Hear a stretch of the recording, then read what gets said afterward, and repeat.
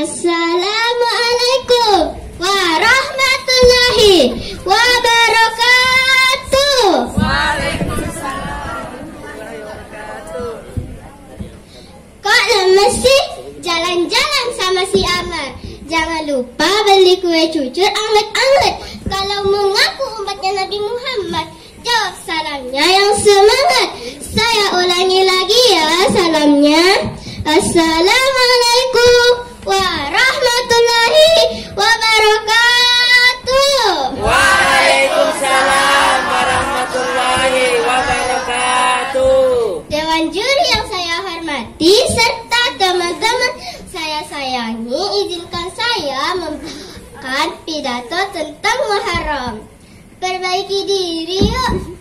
Beberapa waktu lalu kita sudah merayakan Idul Adha atau disebut juga dengan Idul Kurban. Betul. Idul Adha jatuh pada bulan Zulhijjah. Ada yang tahu bulan apa setelah bulan Zulhijjah? Muharram. Betul. Bulan Muharram adalah bulan yang mulia dan istimewa. Ada yang tahu kenapa? Kenapa?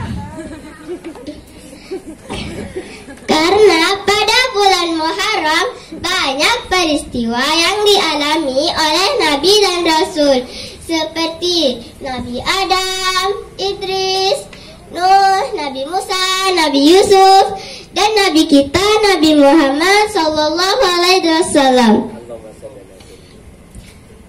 Tidak terasa kita sudah memasuki tahun baru Hijriah 1444 Hijriah. Dalam menyambut tahun baru Hijriah ini ada 3 hal yang harus kita lakukan. Yang pertama, bersyukur kepada Allah. Yang kedua, introspeksi diri. Yang ketiga, membuat perencanaan. Kita bahas satu-satu ya. Yang pertama, bersyukur kepada Allah. Mengapa kita harus bersyukur kepada Allah? Karena Allah telah memberikan kita nikmat yang tidak ternilai, sebagaimana firman Allah dalam surah An-Nahl ayat 18. Wa ta'uddu ni'matallahi la tuhsuha innallaha laghafurur rahim. Yang artinya, jika kamu menghitung-hitung nikmat Allah, maka kamu tidak akan mampu menghitung-hitung nikmat Allah. Sungguh Allah benar-benar Maha Pengampun lagi Maha Penyayang.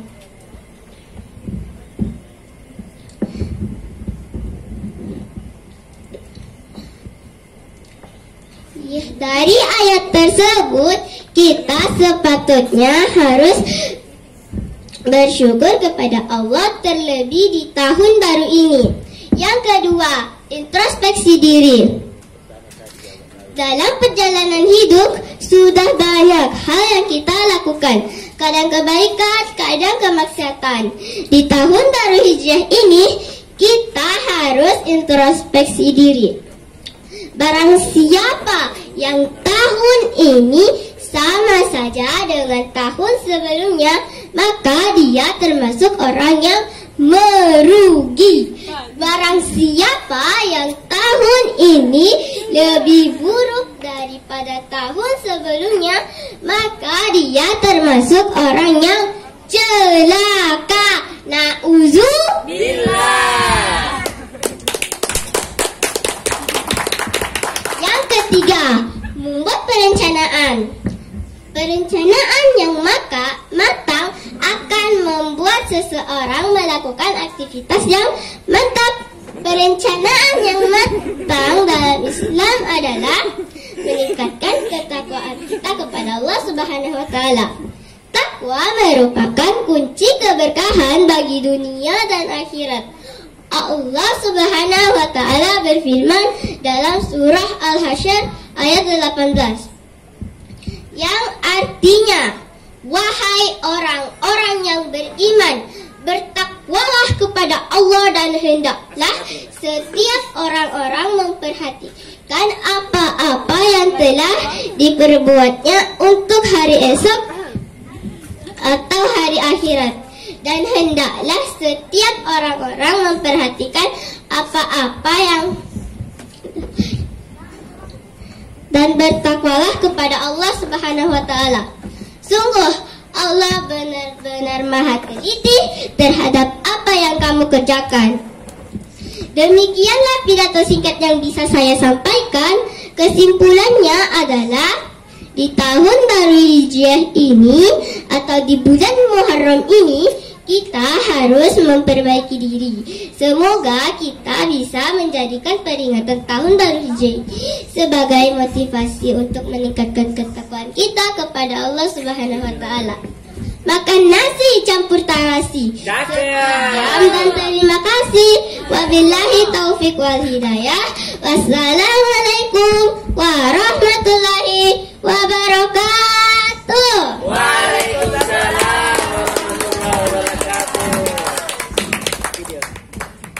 Bismillahirrahmanirrahim. Makan siang, makan malam. Lauknya tetap ikan asin. Izinkan saya ucapkan salam untuk para hadirin sekalian. Assalamualaikum warahmatullahi wabarakatuh.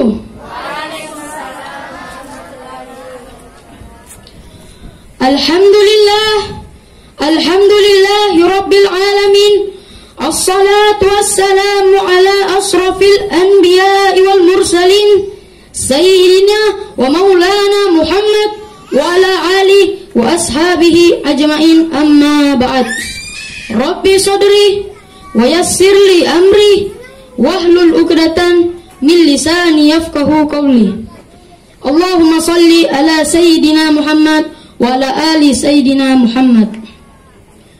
Hadirin dan hadirat, para juri yang saya muliakan.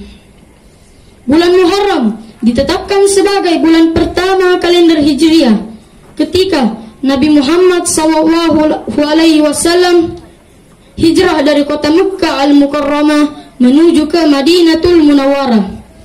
Dan saat itu pula para sahabat Nabi menetapkan 1 Hijriah sebagai tahun baru Islam.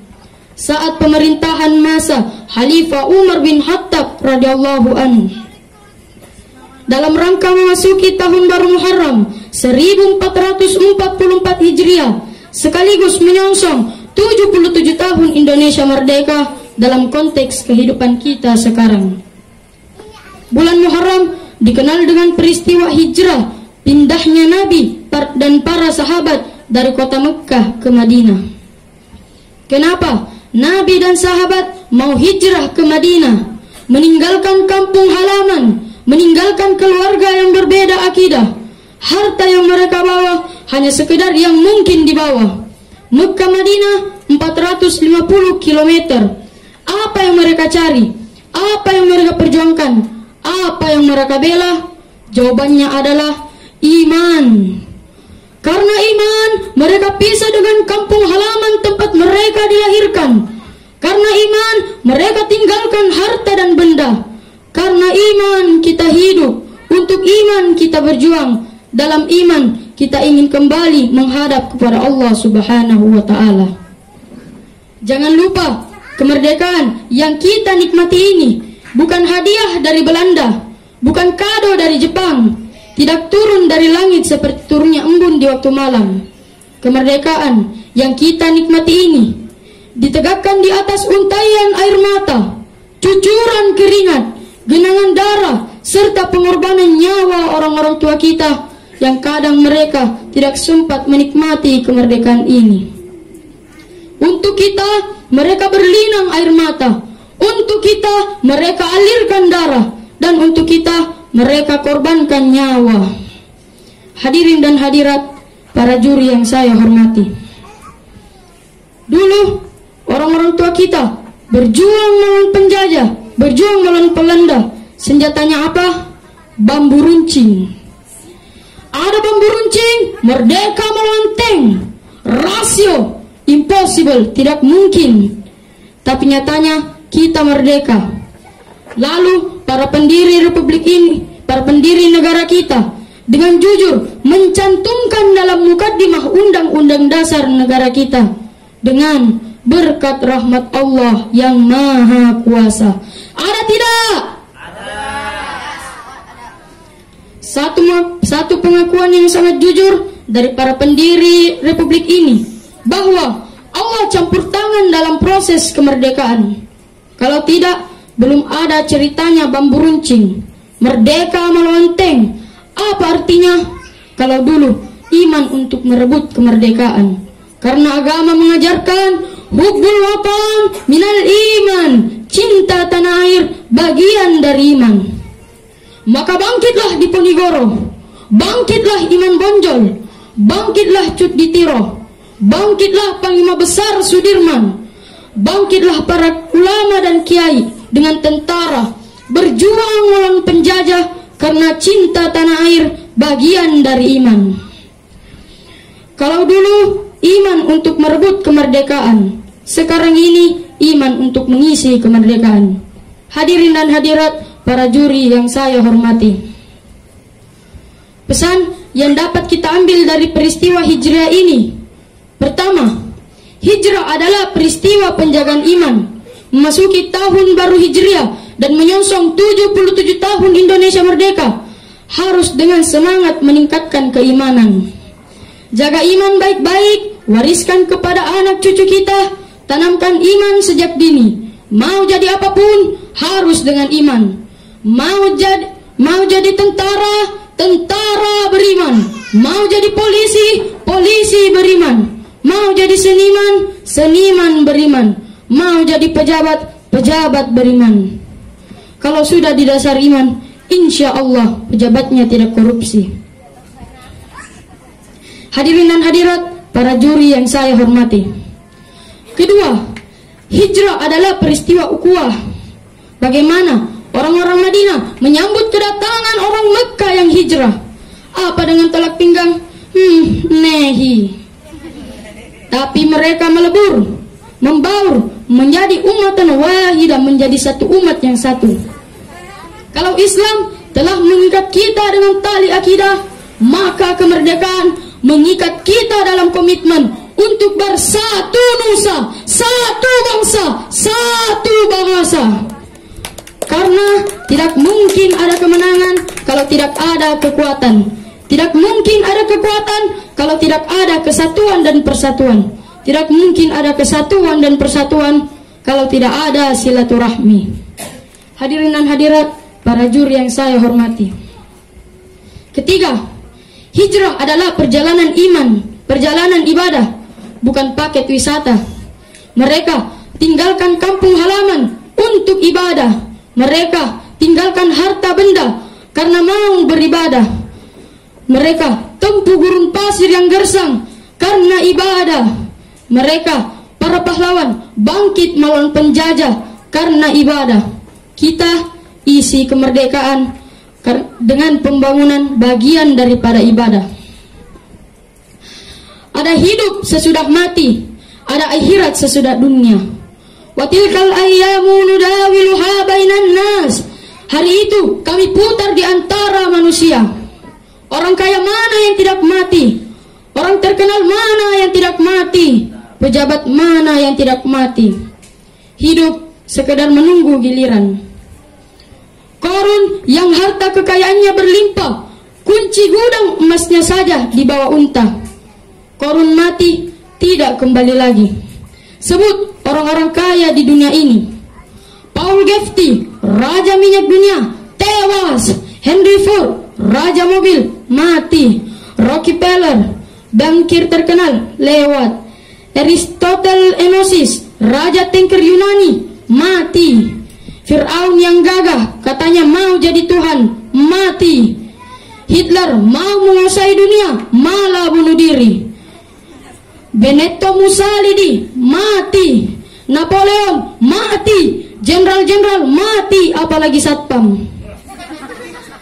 And last but not least, apa yang tidak selesai, apa yang tidak berakhir, hidup sekedar menunggu giliran. Kalau saja tidak ada hidup sesudah mati, tidak ada akhirat sesudah dunia. Kalau saja tidak ada surga dan neraka, persilahkan hidup semau-maumu. Manusia kalau sudah lepas dari kontrol keyakinan akhirat, brutal, tidak mengerti halal haram, tidak tahu hak dan batil, tidak mengerti mana yang pantas, mana yang tercela. Segala cara halal, dan itu caranya PKI. Hadirin dan hadirat, para juri yang saya hormati, dan para peserta yang saya banggakan. Kalau hijrah adalah perjalanan ibadah, kalau perjuangan merebut kemerdekaan juga bagian daripada ibadah, maka kita harus meningkatkan nilai-nilai ibadah itu. Ada surga, ada neraka, ada hidup sesudah mati, ada akhirat sesudah dunia. Hadirin dan hadirat yang saya muliakan, sebelum mengakhiri, saya mau berpesan kepada kita semua, terutama kaulah muda. Hai anak muda, berpikirlah kau di waktu pagi, bekerjalah di waktu siang, makanlah di waktu sore, dan tidurlah di waktu malam. Bekerja di waktu pagi, belajar mumpung masih muda. Bekerja di waktu siang, amalkan ilmu itu setelah dewasa. Makan di waktu sore, hari tua tinggal menikmati hasilnya. Tidurlah di waktu malam, matilah dengan tenang. Kalau pagi kau tidak berpikir, nanti siang kau tidak bisa bekerja. Kalau siang kau tidak kerja, nanti sore mau makan apa? Kalau sore kau tidak makan, alamat malam gak bisa tidur. Pesan kedua, ingat 3M. Mulai dari diri sendiri, mulai dari hal-hal kecil, dan mulai dari sekarang. Yuk hijrah yuk. Jangan berhenti berbuat baik, jaga sholat, yuk perbanyak sedekah, dan jangan banyak cakap dengan hal-hal yang tidak berguna. Ayo, sing-singkan lengan baju, bangkitlah berjuang membangun hari esok yang lebih baik daripada sekarang ini. Unzur ma qala wala tanzur man qala. Lihat apa yang diucapkan dan jangan lihat siapa yang mengucapkan. Spanyol menang, Portugal kalah. Piala Eropa siap menanti. Bila ada kata saya yang salah, jangan simpan di dalam hati. Sebelum mengakhiri, saya mau pantun lagi. Mau dengar gak? Buah semangka, buah manggis, gak nyangka gue mangis. Akhirul kalam, wabillahi taufiq wal hidayah. Wassalamualaikum warahmatullahi wabarakatuh. Waalaikumsalam.